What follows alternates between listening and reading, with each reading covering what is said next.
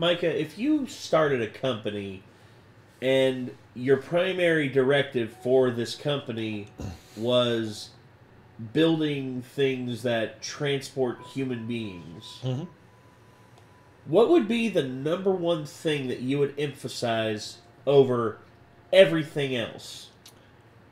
Well, is it a hearse company? Do the human beings have to be alive when they get there?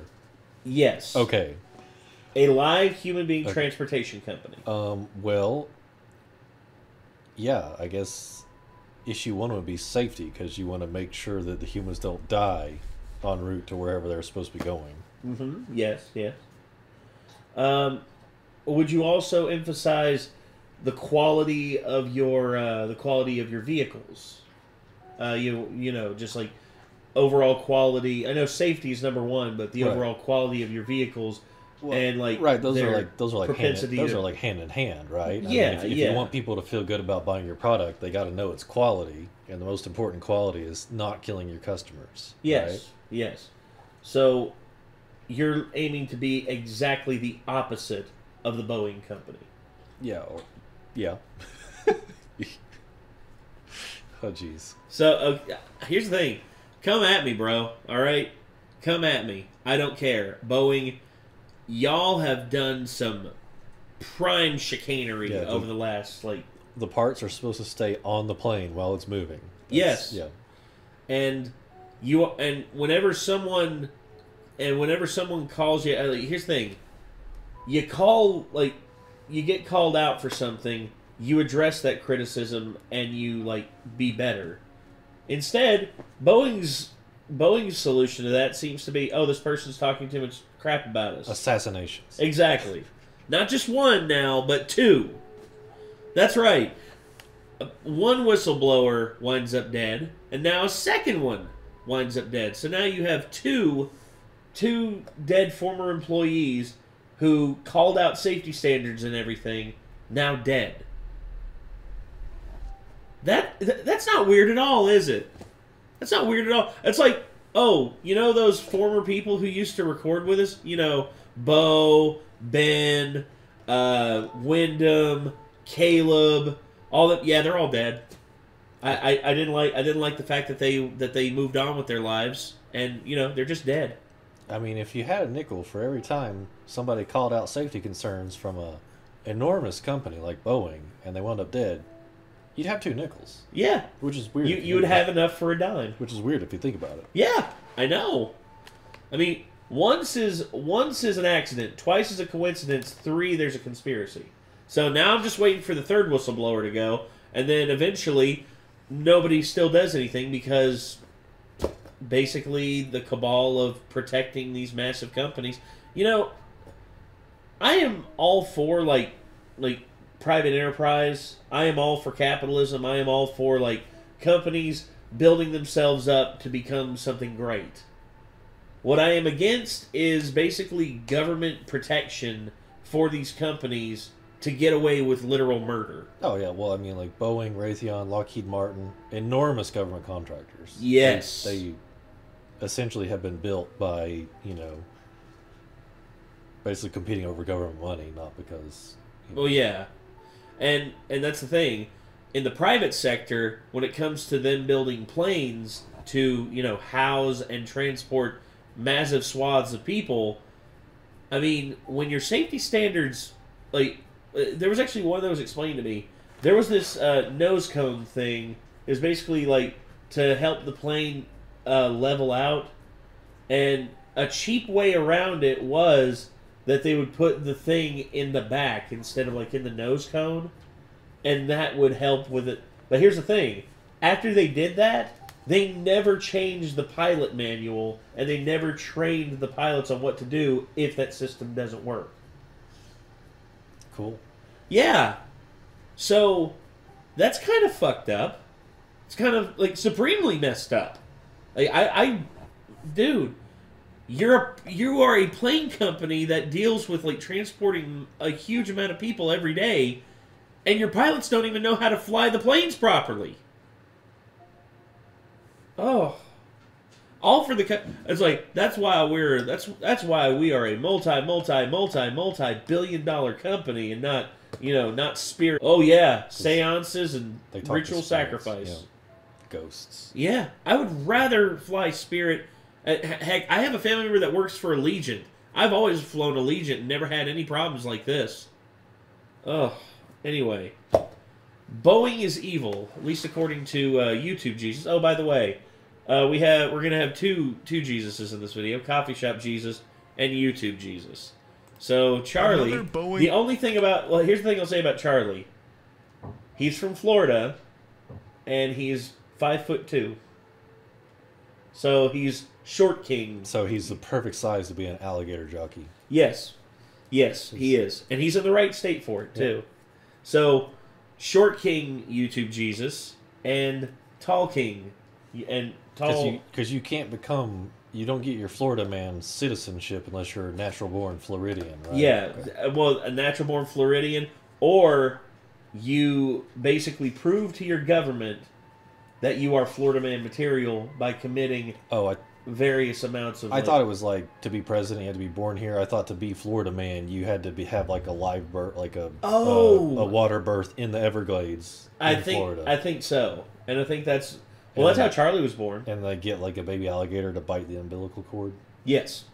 Just basically they pull it out, and it's just like... I think if you hold them, you like yank their tail, they... Yeah. That's how they did it. So, alright. Let's see what old Charles in charge, a.k.a. Moist Critical, a.k.a. Penguin Zero, has to say. Here we go. Another Boeing whistleblower has died. What a weird coincidence that is, right? 2 Boeing whistleblowers dying under mysterious circumstances back-to-back in a matter of only 2 months? Man, that's peculiar, isn't it? Must just be really bad RNG. No reason to investigate that any further, I'm sure. So for those that don't know, being a Boeing whistleblower is more detrimental to your health than smoking cigarettes. At least the cigarettes kill you slowly over a period of years, whereas being a Boeing whistleblower kills you almost immediately. Like, skydiving without a parachute is safer for you than blowing the whistle on Boeing and all of their shadiness. So, a month ago, there was a Boeing whistleblower named John Barnett who was found dead with apparent self-inflicted gunshot wounds, the timing of which was really interesting considering he was at the tail end of an extremely important lawsuit that he was engaged in with Boeing. And according to everyone that knew him, he was extremely... Self-inflict, Just make sure that you heard that right. Yeah. Gunshot wounds? Yeah. Yes. I don't know if y'all know this, but you should always be suspicious of the whole shot twice, ruled a suicide type thing, because... Yeah. It's like the Jeffrey Epstein one. It's just like... Yeah, jeez. It's like, yeah, he hung himself. It's like, you do realize the bone that he broke, it is literally physically impossible for that to happen if, by self-strangulation, someone had to come in and do that to him. During some kind of wackadoo shift change where no one was watching him, and somehow all the cameras also malfunctioned. Yeah. Yeah. Just as your daily reminder, Jeffrey Epstein did not self-terminate. I'm just saying, generally, if someone is going to commit suicide with a gun, they shoot themselves in the head. Game over. Even if you don't die immediately, you generally don't have the gumption to pull the trigger again. Yeah. Basically, it's just like, oh gosh, I'm in pain, bang. Oh, that did it. Yeah, that's not typically how it happens. No. Also, here's the thing too that they point out is there's no powder burns on the side of this guy's head. Also weird. Yeah, because here's the thing: you see that flash that comes out the end of a barrel of a gun? That's called muzzle flash, and it is. How many degrees? Thousands of degrees? I mean, it's significant. Yes. It's an X amount of degree, but it's enough to scorch human skin. And for that to not leave any powder burns or any scorched skin or anything at all, it's kind of weird. It's kind of weird. Yeah, I mean, yeah. Ugh.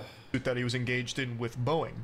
And according to everyone that knew him, he was extremely excited to be done with that lawsuit. And in fact, shortly before he was found dead, he'd actually told people that if he does turn up dead, just know he didn't do it to himself.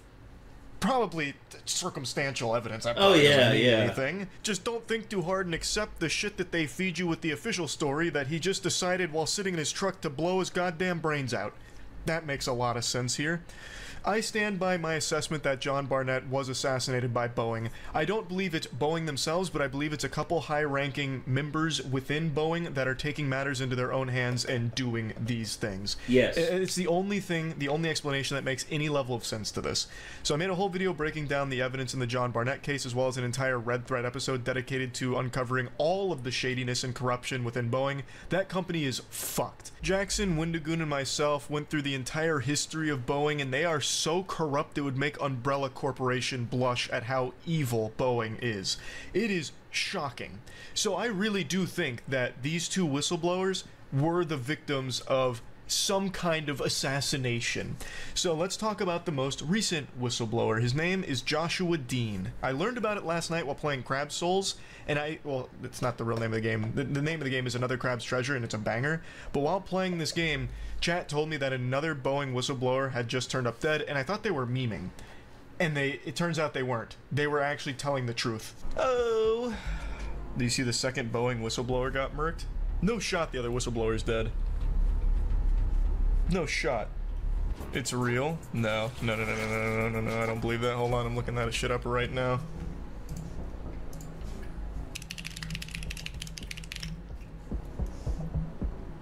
No! What? What? It's just in plain sight. Yeah, whistleblower Josh Dean of Boeing supplier Spirit Aerosystems has died. What? Another Boeing whistleblower is dead.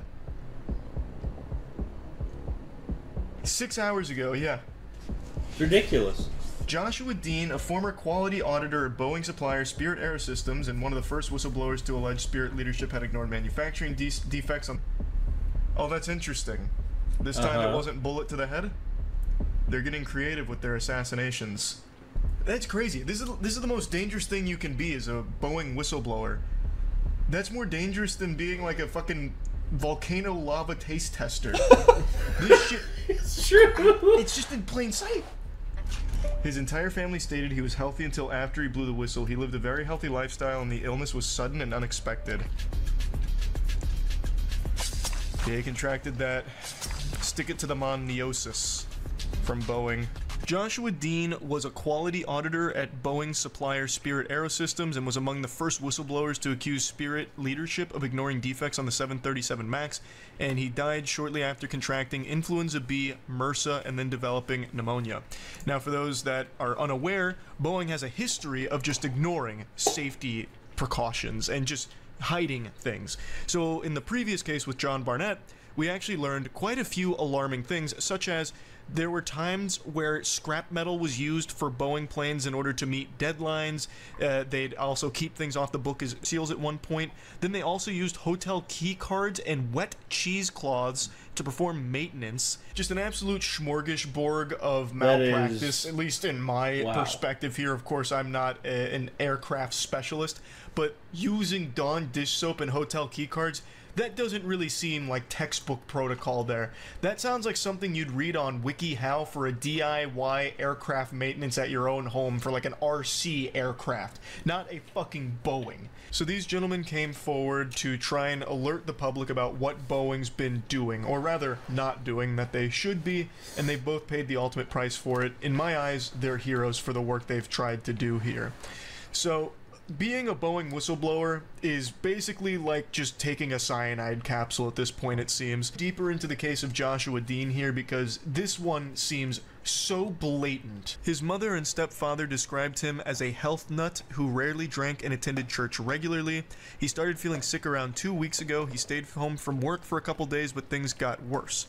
Sunday, April 21st, is when his mother got a call from him that he was really sick, having trouble breathing, and he went to immediate care, and they told him he had strep throat.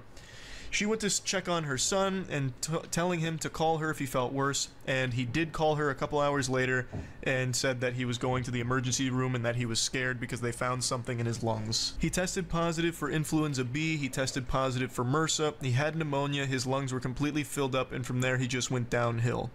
This was a stunning turn of events for Dean and his family because he was described as someone who was very healthy, he went to the gym, ran nearly every day, and was very careful about his diet. Yeah, quote, "This was his first time ever in a hospital. He didn't even have a doctor because he was never sick.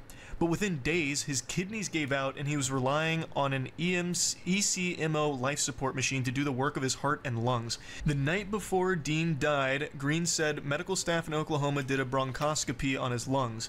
The doctor said he'd never seen anything like it before in his life. His lungs were just totally gummed up and like a mesh over them. Unfortunately, it sounds like Dean came down with a severe case of Boeing whistleblower lung, which is a serious medical condition that only affects Boeing whistleblowers in particular. It makes coal miners' lungs look clean in comparison. So I'm not surprised that this was the doctor's first time seeing anything like this, because typically a Boeing whistleblower doesn't even survive long enough to make it to the hospital in one piece. This fucking company is rotten to the core. Yeah, they had to have given him something. That's crazy. I mean, they had to have given him something. Like, something slipped into, like, his water or something in his food. I've never heard of something progressing that quickly to that point. No. I mean, like, I've heard of people, like, catch it, like, something compounds, like, get pneumonia, but they're not healthy. You know, and so they go downhill over 2 weeks. But take a perfectly healthy person, and then their lungs being completely gummed up. That's pretty wild. Yeah, man. and then the kidneys gave out too. That's the other thing too. It's just like everything just compounded and everything That's weird. I mean, influenza B, MRSA, and just bronchitis. So like, just wow. That's something special. That scares me. It's just like, oh, it was like, well, he died of bronchitis or died from his kidneys giving out. It's like, we really are fragile creatures if we don't take care of ourselves, or if someone is intentionally out to get us. I mean, you've heard of like the thread poison drip, right? Basically, someone above got poisoned down the string, and it goes directly into your mouth, and you habitually, when you're asleep, anytime something enters your mouth and like hits your tongue, if it tastes it, you're gonna like close your mouth and you're gonna swallow it. And basically, I've heard of people doing that, and it's terrifying, like how effective that can be. Like, make it look like, oh, he just caught something while he was out the other day, and then that was that. It's all well and good until you accidentally poison the Kwisatz Haderach, and they metabolize the poison inside their own body. Oh, yeah. And then they start a warrior cult and take a jihad across the galaxy. Be careful what you start. Exactly. Except, in my case, it's just going to be, instead of a bunch of Fremen, it's going to be just armor-plated bulldozers. Armor-plated bulldozers and a bunch of angry, angry, angry fangirls from the internet. I mean, that... Whatever it takes. Core. Green says she asked for an autopsy to determine exactly what killed her son, and results will likely take months. We're not sure what he died of, she said. We know that he had a bunch of viruses, but we don't know if someone did something to him, or did he just get real sick. In my unprofessional opinion, I think someone did something to him. He was trying to save people's lives, and I have to spend the rest of my life knowing that more than likely some really powerful people wanted to send a message to keep other people from pursuing the same path and stepping out of line. Yeah. And they just killed him. I mean, because you're always going to, even in the autopsy, of course the autopsy is going to say, oh yeah, he just in a million case. But you're always going to wonder. Always. You know? That's my thing, is I just any whistleblower that comes forward from here on out, you'd have to protect them like witness protection at this point. Like, that's the thing. Usually they say witness protection for like people who are running from the mob or like fighting corruption of like certain levels. This is something else, dude. Well, but you think though, like witness protection is provided for people who are, they're going to squeal on the mob, right? Well, Yeah. Okay, well, the mob is competition for the state, but Boeing is a government contractor. Boeing is too big to fail. Look at all the, I mean, look at the airlines. They printed trillions of dollars and dumped all that money into the airlines. Yeah. Over COVID and stuff when there was no flights. Yeah, that's so kind of weird. The state has no incentive to protect whistleblowers if they're going against these things that are major government contractors. Yeah. Because the state needs Boeing and wants Boeing and Raytheon and Lockheed Martin and, all those others. Yeah. Well, there's actually, you want to show, if you ever want to show people, like, how, like, government officials only give a crap about themselves and, like, the money that goes to them. For instance, Dane Cook. I know he's a weird one to bring up here, but Dane Cook, a comedian during the 2000s, pretty big comedian. Mm-hmm. He made a lot of money with his, like, performing and all that. And he also, he had his brother, his half-brother, basically be his treasurer and, like, accountant and look after his money. Turns out his brother was robbing him blind, was making him sign fake checks and everything. And his brother basically stole, like, $3 to $4 million from him. And he went to the state. He went to, like, the state of Massachusetts, is like where his brother was based out of. Said, "Hey, my brother just stole around $3 to $4 million from me. I have all the paperwork to prove it, but I need your all's help to go after him." And they're like, "Well, Mr. Cook, we're sorry, but that's on a personal level between you and your brother. So I think that's something for, like, local PD and, like, everyone and, like, others to figure out." And then Dane was just like, "Oh yeah, by the way, he also stole around $5 million from, like, various charity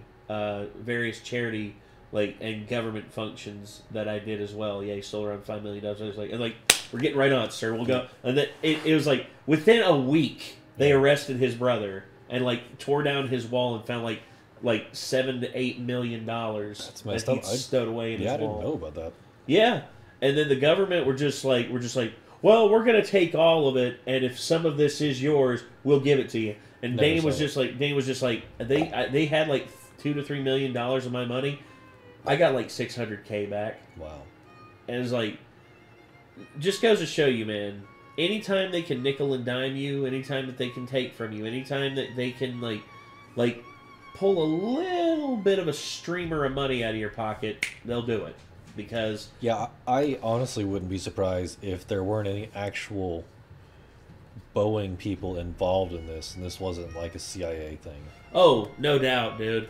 No, well, hey, if you ever want to kill somebody, ask the CIA. Like they killed Kennedy. I don't know if people know this or not. The Pentagon has a movie division. Yes. Like, they have a budget, and so, like, when you see planes in movies or Air Force bases or whatever, like, the Pentagon has a budget where they literally go in and rewrite movies to make them look cool. Yes. Oh, I know people shit on Joss Whedon, and rightfully so. The dude's kind of a piece of shit. But he wanted to write, like, when he wrote Avengers, you remember at the end of Avengers, the U.S. government then decided, instead of trying to save New York, they were just going to blow it up? Mm-hmm. Joss Whedon asked if he could use military, like F-22 Raptors and various, like, military stuff that we had here in the States for this that was, like, under U.S. government protection. And that when he told them no to, like, rewrites and stuff like that, to, like, make it look like, oh, this isn't a government entity that's doing this, it's like an independent, like, independent organization free of, like, the U.S. government. Mm-hmm. And they were just like, and he was like, no, it's the U.S. government doing this. And then basically they told him no, and he's like, all right, fine. And then instead, everything stayed in the movie, and all the planes and all the stuff that you see in the Avengers movies and the Captain America movies moving forward, that's why it's all like made up stuff instead of based on anything from the U.S. government. Gotcha. Just like in Captain America Winter Soldier, because Hydra is a government entity, and they were, like, sponsored and made by the government. So goes to show you that Shield when it got corrupted by Hydra. It's like, yeah, the government got corrupted, and it's just like it. They always look to like make themselves look good. It's like, oh, government can't ever look bad, and it's like we're in China. It's just like anytime you speak ill of the government, it's like, well, you're not going to be recommended or anything like that. I mean, there's plenty of time. I mean, look up the Iran Contra. Oh yeah, it's like, let's sell weapons to Iran to raise money to overthrow the Contras in Nicaragua. Like, what? Yeah. And now look where we're at. It's like, oh man, Iran is posturing. This is bad. It's like, I don't know. You're pretty cool selling them weapons years ago. Like, what's it? Oh yeah, it's like Osama bin Laden. Yeah. Who do you think he learned how to do all that shit from? How do you think that his people learned how to build IEDs? Yeah, the CIA trained them. Yes. Yeah. To fight the Russians. And then the very moment that they wouldn't agree with us on things in Afghanistan, they turned against us. Also, since this is a controversial video, if we want to, who trained and funded Hamas? Yeah. It was Israel. Yeah. There's literally videos of Netanyahu talking about how they need to support Hamas from years back. Yes. As opposition to Yasser Arafat. And then Hamas got balls and they turned against their creators. Weird. It was like we'd never seen that before. Oh, well. Yeah. No, never seen fact. that. Which, God. Yeah. Isn't that always the case, man? So maybe people should just not fund and train terrorists for your interests, because it usually comes back around to bite you. Yeah, because usually those terrorists' interests will change. And a lot of innocent people get caught in the middle. Yes, including all of the Palestinians that... Here's the thing, everyone's mad at Israel because of, like, the whole Palestinian, everyone's mad at the Israelis because they bombed the cities where the Palestinians were still at and everything. Hamas wouldn't let them leave. Hamas literally, blocked all the roads and, shot anybody who tried to leave. It's like, and here's the thing, who taught them to do that? I mean, dude, there's no, in terms of, the grand scheme of things, there is no good guy, there is no bad guy, there's just, parties existing that are rooting for power every single time. Yeah, it's either you're funded by the U.S. or you're not. Yeah. Anyway, sorry. He contracted was Boeing hitman disease. I think he was poisoned. This is someone that took their health extremely seriously, and only a short period of time after coming forward with information about Boeing's negligent practices does he get extremely sick and then die, all in a short span of time, with something that doctors had never even seen happen before. That's a little suspicious. And this is the second whistleblower that has died under mysterious circumstances in 2 months. Wow, what a crazy coincidence. To me, this feels like someone or a group of people within Boeing is taking matters into their own hands and making an example out of these whistleblowers, because Boeing is a massive company with so many people in it, and thus there's a lot of people that are privy to all of the shady shit that they've been doing over the past couple of decades.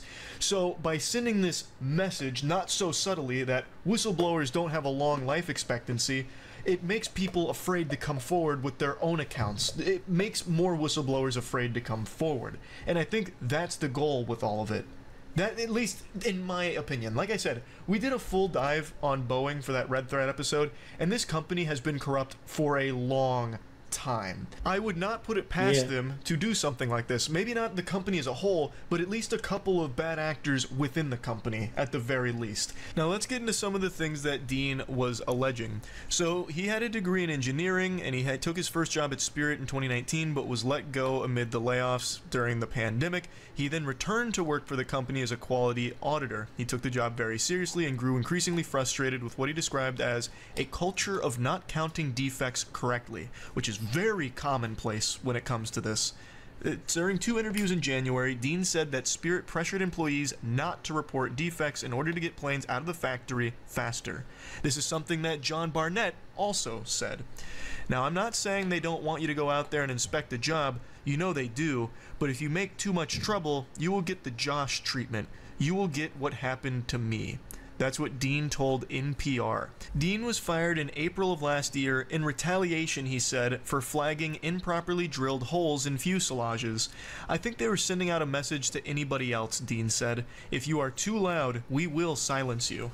Dean described what he saw while working for Spirit in a deposition for a lawsuit filed by the company's shareholders who accused the company of misleading investors by attempting to conceal excessive numbers of defects at the Kansas factory. He was not a plaintiff in the case. In the shareholder lawsuit, Dean said he flagged a significant defect, misdrilled holes in the AFT pressure bulkhead of the 737 MAX fuselages months before he was fired. His deposition lays out a series of pivotal dates. October 2022. In his auditor role, Dean realizes Spirit workers misdrilled holes on the 737 MAX AFT pressure bulkhead, representing a potential threat to maintaining cabin pressure during flight. The lawsuit accuses the company of concealing the problem. April 13, 2023. Boeing publicly reveals learning of a separate defect related to the tail fin fittings on the certain 737 MAX aircraft. Spirit then confirms that defect. April 26, 2023. Spirit fires Dean, saying he failed to flag the tail fin issue in his testimony and was focused on that. August 23, 2023. Boeing announces it has found fastener holes in the AFT pressure bulkhead on certain 737 MAX airplanes that don't match its specifications, resulting in snowmen due to the multiple holes' elongated shape. It's the problem Dean flagged 10 months earlier. On the same day, Spirit releases a statement acknowledging the issue. The shareholder lawsuit accuses Spirit of concealing the bulkhead defect not only from investors, but also apparently from Boeing. It's important to note that Boeing is currently in talks to acquire Spirit altogether, and in the interview with NPR, Joshua Dean predicted it would be difficult to replace the experienced workforce that Spirit lost during the pandemic. The mechanics aren't as experienced, neither are the inspectors. We've just lost that. He then showed a little bit of optimism for the new CEO who was taking over, saying that he has the chance to be the new sheriff in town, and he closes by saying, "We need to make sure that there is no retaliation or intimidation. This culture of, you're too loud, you'll be moved or silenced, that's got to go." Unfortunately, it doesn't seem like that culture went anywhere. In fact, they are silencing people in the biggest possible way by making it so they can never speak again because they're dead. That is what it seems like to me. This is a problem that runs so deep with Boeing. It's in Spirit, their supplier, and Boeing itself. This is unacceptable. Like, the planes are in terrible condition. There is problems almost... Hey! Sorry about that, everybody. I messed up. Fight off some Boeing assassins. Yeah, they busted in the back door, and Micah had to, you know, take him down with his ROTC tactical movements. If that ain't a callback, I don't know what is. Oh, man.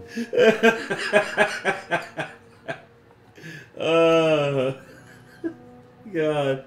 I'm sorry. Okay, so sorry about that, everybody. Oh, hey, Asher, how you doing? You still behaving yourself? Hey, Ashy, it's okay. Who's a good boy? Go lay down, bud. Go lay down on the couch back there? Go lay down, buddy.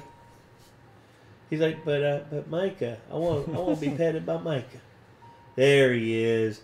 Oh, goodness gracious, look at that boy.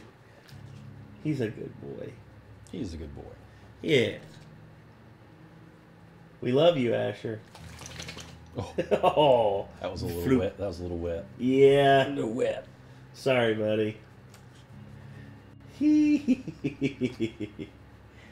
doing good, Ashy? You look like you're doing good. Oh, yeah. Okay. Well, I guess let's get back to this. All right, Charlie, let's finish this up. day with Boeing flights malfunctioning and having all kinds, like oodles and oodles of issues. It really feels like it's only a matter of time before a fatal incident occurs with one of Boeing's aircrafts that would have been entirely preventable if they actually just followed their own safety protocol and actually listened to the quality auditors and the people that are actually supposed to be performing maintenance on these things. It's so baffling to me that we've reached this point where they're so focused on just pumping shit out to meet deadlines that they don't really care if it's put together well. These are things that hold thousands of people's lives daily, and they're just shipping it out as cheaply and as fastly as possible while hiding as many of the defects as they can for as long as they can. That is frightening. Fucking frightening. And the people that are speaking out about it seem to be in an extraordinary amount of danger for some reason.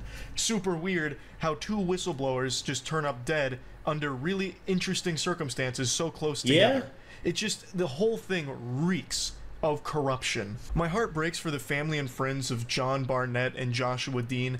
Like I said, I really do view them as heroes. Whistleblowers are extremely important. To hold these companies accountable and to try and do the right thing is not easy. As that headline said, it takes tremendous courage. You take a huge risk.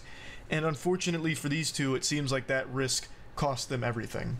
It's super sad, and I really think that it's just right there in plain sight that Boeing has some kind of hand in it. It's fucking sickening. I think Boeing is an evil company. I think Spirit is an evil company. Like, this is just, it's craziness. It's fucking horrifying. So I want to talk about this a little bit. That's it. So yeah.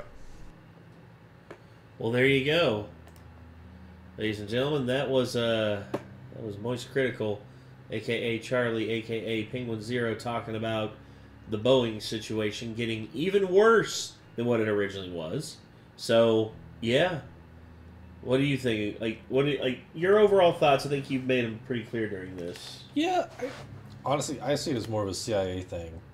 I think it's like, you know, you see the whole, these companies are too big to fail because